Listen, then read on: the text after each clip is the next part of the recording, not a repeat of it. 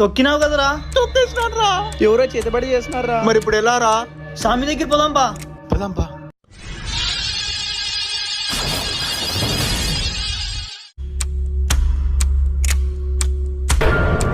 ఓం లడం లస్కో బుడుం బుస్కో.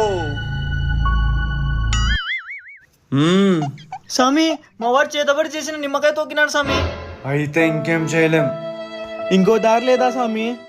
ఒకే ఒక్క దారుంది. ఆ కాలు ఇక్కడ పెట్టు.